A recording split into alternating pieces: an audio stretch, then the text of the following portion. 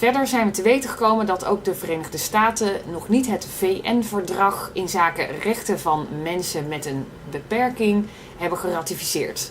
In Nederland hebben we afgelopen zomer een consultatieronde voor stakeholders gehad met betrekking tot het wetsvoorstel tot ratificering en het wetsvoorstel tot implementatie van het verdrag.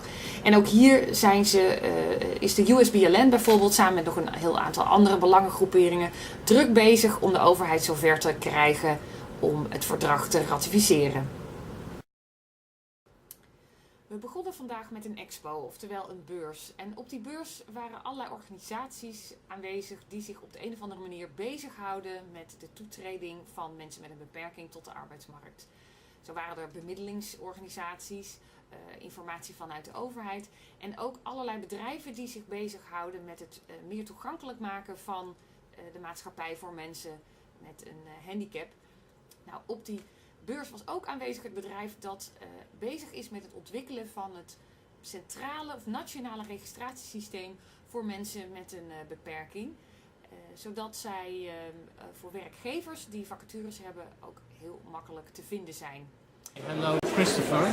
We like to see something of the TED program, but before you show us some things, you will tell us about the idea. Sure.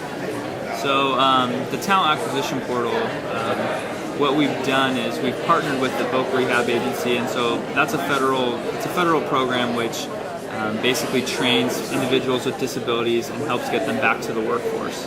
And so we've built the talent acquisition portal as a way to centralize the talent pool that the Voc Rehab programs are bringing to the workforce across the country. Mm-hmm. And so the talent acquisition portal will bring in Voc Rehab counselors, people who manage the candidates, the Voc Rehab candidates, and then employers into one type of portal where employers can post jobs, candidates can search for jobs, and counselors can search jobs for their candidates.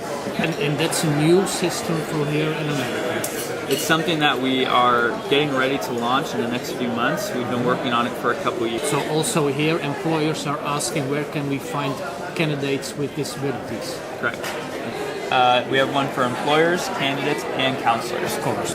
And so this is the employer portion of the talent acquisition portal, and this gives the opportunity for employers to post jobs to the system. They can basically add the job title, the description of the job, as well as select the category and the location of the job, and then what type of job it is. If it's a full-time job, if a part-time job, is it an internship, and then it will provide the contact information of the individual who posts the job.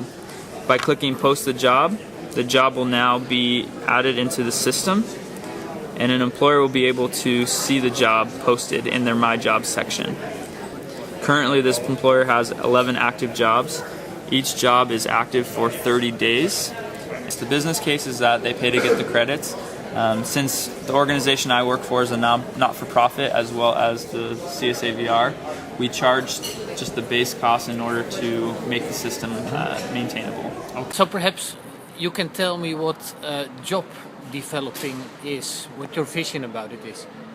I think that for me, as a job developer, it's a lifestyle to always be thinking about what the employer's needs are, looking to them to help them improve their bottom line. For instance, can they be more profitable by running their business differently than they normally do? Just helping an employer realize that there's a different way that they can become more profitable. That's what I look for when I go out and talk to employers, is they may not know that they need an extra service or an extra work, but by doing what I call job carving, we can help the employer raise their bottom line and make more money. The bottom line is to let the employers know and understand and really believe that you are on their side, and that if you make a placement that something goes wrong, that you're there to back up that placement and that commitment to them, to the employer, to help that situation in whatever way that it can. And even if that means that you'll be helping transition the client out of that position into a better job match, that you're there for that employer. Mm-hmm. 24 hours a day? 24 hours a day. Verder volgde ik een workshop bij het bedrijf Qualcomm. Qualcomm is een high-tech bedrijf dat onderdelen ontwikkelt voor de chips die in mobiele telefoons gaan. En Michelle Meebaum van Qualcomm gaf een workshop over hoe een bedrijf eigenlijk op een betrekkelijk eenvoudige manier meer inclusieve cultuur kan organiseren binnen de werkplek. So Michelle, can you tell us about why Qualcomm wants to be an inclusive organization? Sure. Well, there are a lot of reasons. One, we find that it makes business sense to do that. People with disabilities want to use products from companies who are inclusive of people with disabilities. And so if we want our business to increase with the spending power that people with disabilities have, then we need to include people with disabilities. So that's one reason. Another is innovation is very important at our company because we're a high-tech company. If everyone is exactly the same and everyone thinks the same way and looks the same way and comes from the same places, how can you innovate and come up with something creative? And so for us, people with disabilities bring in a different perspective that people without disabilities don't have, which will spur creativity and innovation that we need to continue to be a leader in our industry. And one, it's people with disabilities have talent. And if we stop looking at things that we think people can't do because they have a disability and focus on the skills that they do have, then we're going to be able to find talent in an untapped market of candidates, which is people with disabilities. So I'd say those are probably the 3 top reasons for us. Okay, thanks. And do you have some advice for Dutch employers who want to become more inclusive? So work on preparing your workforce to be accepting of people with disabilities, while at the same time start connecting with organizations in the Netherlands that work with people with disabilities to help identify people with the skills that you need to fill the jobs. Okay. Nou, het leuke is dat Qualcomm ook een vestiging in Nederland heeft. En na afloop van het interview sprak ik nog even door met Michelle en praatte haar bij over de ontwikkelingen in Nederland. Rondom bijvoorbeeld de Participatiewet en het quotumwaarde. En zij gaf aan de Nederlandse vestiging van Qualcomm graag met ons in contact te brengen. En sprak de wens uit dat Qualcomm wat betreft de inclusie van mensen met een beperking op de werkvloer de leader gaat worden in Nederland. Nou, of het zover gaat komen, dat moeten we natuurlijk nog zien. Maar de spirit bij het moederbedrijf is er in ieder geval. We zijn inmiddels aan het einde gekomen van het congres. En ik zelf kijk terug op een hele leuke en leerzame ervaring hier in de Verenigde Staten. Wat kan ik mee naar huis nemen? Wat heb ik geleerd? Nou, dat men hier met precies dezelfde issues worstelt als in Nederland. Hoe komt de juiste match tussen vraag en aanbod tot stand? Hoe creëren we een transparant bestand met kandidaten die een beperking hebben?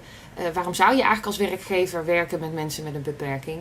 En aan de kant van de mensen met een beperking is daar ook veel onzekerheid of angst om de veilige en bekende situatie van het in- en uitkering zitten of thuis zitten te verlaten. Waar we veel van kunnen leren van de mensen hier is de manier waarop men probeert de inclusieve cultuur te creëren. Door zaken te benoemen en door zich heel bewust te zijn van het feit dat er mensen nu 1 keer verschillend zijn. En dat die verschillen nu juist eigenlijk ook weer van toegevoegde waarde zijn in het bedrijfsproces. Van het commercieel oogpunt heb ik daar ook een aantal mooie voorbeelden van gezien en met jullie gedeeld de afgelopen dagen. Het zijn de Amerikanen toch wel heel goed in het toepassen van die diversiteit op het vergroten van hun innovatiekracht en het vergroten van het marktaandeel. Nou, daar wil ik het voor nu bij laten. Ik hoop dat jullie wat opgestoken hebben van het videoblog. Of in ieder geval het leuk hebben gevonden om de verhalen zo te volgen.